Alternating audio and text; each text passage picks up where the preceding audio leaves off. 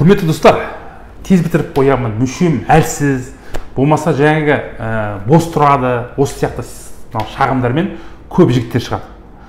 Егер де сіздің бойыңызда осы симптомдар кезіп жатса, ол үш түрлі факторға байланысты болады. Яғни, ұйқының бұзылуы, уақытын ұйықтамасаңыз, жай ұйықтасаңыз. Екінші фактор бұл жай қозғалыстың болмауы. Егер сіз отырып жұмыс істейтін болсаңыз, қозғалыс жоқ болатын болса, оның гиподинамик кесірінен қанның айналысы төмендейді да, осы симптомды кеседі. Үшіншіден, әрине тамақтану. Не жеп жатсыз? Қарау керек фильтрге.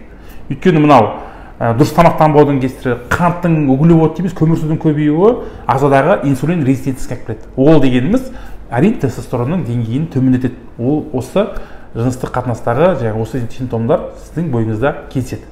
Егер осы жағдай кездесетін болса, айтқан үш факторды қалпына келтіру керек, дұрыс тамақтану керек. Екіншісі жаңағы дұрыс уақытылы ұйықтау керек.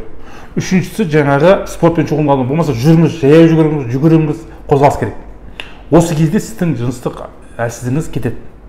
Егер осы айтылғандардың барлығын істеп тұрып, сізде мүлдем реакция болмайтын болса, онда міндетті түрде келіңіз, өйткені тексеру керек болады сізді. Гормондарыңызды тексеру керек болады.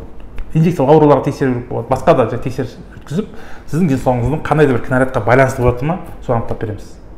Біле жүріңіз.